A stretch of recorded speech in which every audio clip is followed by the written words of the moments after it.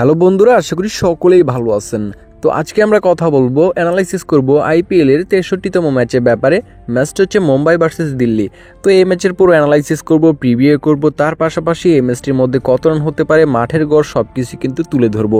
ভিডিওটা সম্পূর্ণ দেখলে এই ম্যাচ সম্পর্কে ভালো একটা ধারণা পেয়ে যাবেন এবং সেই ধারণাটাকে কাজে লাগিয়ে এই ম্যাচ থেকে ভালো একটা প্রফিট কিন্তু আপনি ইজিলি করে নিতে পারবেন।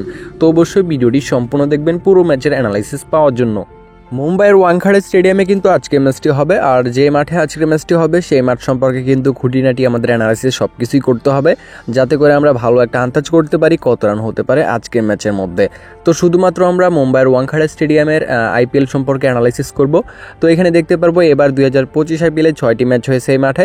6টি ম্যাচের মধ্যে কিন্তু সেকেন্ড ব্যাট যে উইনচার্সটা সেটা কিন্তু বেশি ছিল, এবং সেকেন্ড ব্যাট কিন্তু এবার আইপিএলে এই মাঠে কিন্তু ফেভারিট। 6টা ম্যাচের মধ্যে 4টাই সেকেন্ড ব্যাট উইন করেছে, 2টা ফার্স্ট ব্যাট উইন করেছে, এবং রানগুলো কিন্তু এরকম ছিল, লো স্কোরিং হাই স্কোরিং দুইটাই হয়েছে। তো মুম্বাই ওয়াংখাড়ে স্টেডিয়ামে কিন্তু আমরা এই ধরনের রানটাই বেশি দেখতে পারি, এবং আপনারা যদি দেখেন স্টেবল রানটা কিন্তু বেশি থাকে। রিসেন্টলি একটা ম্যাচে 155, তার আগে ম্যাচটির মধ্যে 215, তার আগে ম্যাচটির মধ্যে 176 রান হয়েছে। তো মুম্বাই যদি আমরা ইনিংসগুলো দেখি, লাস্টে হচ্ছে 3টা ইনিংস এবার আইপিএলের, তাহলে দেখতে পারবো একটা ম্যাচ বাদে 2টা ম্যাচে কিন্তু রান কমই হয়েছে। তো এখানে আজকের ম্যাচটির মধ্যে কত হতে পারে? আজকের ম্যাচটির মধ্যে আমার কাছে মনে হয় মুম্বাই যদি আগে ব্যাট করে তাহলে কিন্তু এই ম্যাচটির মধ্যে অবশ্যই 175 থেকে 80 রান প্লাস হয়ে যাবে, আর দিল্লি যদি আগে ব্যাট করে তাহলে 170 রান প্লাস হয়ে যাবে।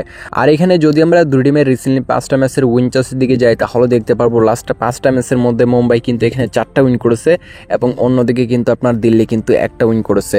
তো উইনচার্সের যে গড়টা লাস্ট 5টা ম্যাচের সেটা কিন্তু মুম্বাইয়ের 90% থাকবে এবং দিল্লির 10% থাকবে। তো এখানে যদি আমরা দেখি অবশ্যই কিন্তু মুম্বাইয়ের যে রিসেন্টলি পারফরমেন্সটা সেটা কিন্তু ভালো, এবং তাদের ঘরের মাঠে কিন্তু তারা ভালো খেলে থাকে।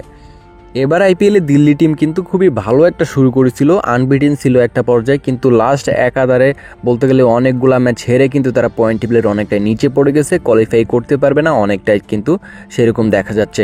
তো অন্যদিকে মুম্বাইয়ের কিন্তু অনেকটাই ভালো একটা চান্স আছে কোয়ালিফাই করার। তারা যদি এখানে বাকি যে 2টা ম্যাচ আছে 2টা ম্যাচের মধ্যে 2টা উইন করতে পারে তাহলে কিন্তু একদম কনফার্ম তারা কোয়ালিফাই করে নেবে। তো এখানে যদি আমরা দেখি দিল্লি কিন্তু এবার আইপিএলে আপনার হচ্ছে 12টা ম্যাচ খেলে 6টা উইন করেছে, 5টা ম্যাচ হেরেছে, 1টি ম্যাচ তাদের বৃষ্টির কারণে, বুঝতেই পারতেছেন এখানে মুম্বাইয়ের যে পাল্লাটা সেটা কিন্তু আমরা অবশ্যই ভারী দেখতে পারতেছি। মুম্বাই কিন্তু এবার আইপিএলে ভালো খেলতেছে দিল্লির তুলনায়, কিন্তু ওভারঅল দিক থেকে দেখতে গেলে টোটাল আইপিএলের হিসাব করলে কিন্তু এখানে মুম্বাই কিন্তু এগিয়ে থাকবে। এবং আইপিএলের যে ইতিহাস দুই টিমের সেখানে কিন্তু আমরা দেখতে পারবো আইপিএলের ইতিহাসে কিন্তু দুই টিমের 36টি ম্যাচ হয়েছে, 36টি ম্যাচের মধ্যে মুম্বাই 20টি উইন করেছে দিল্লির বিরুদ্ধে, দিল্লি 16টি উইন করেছে।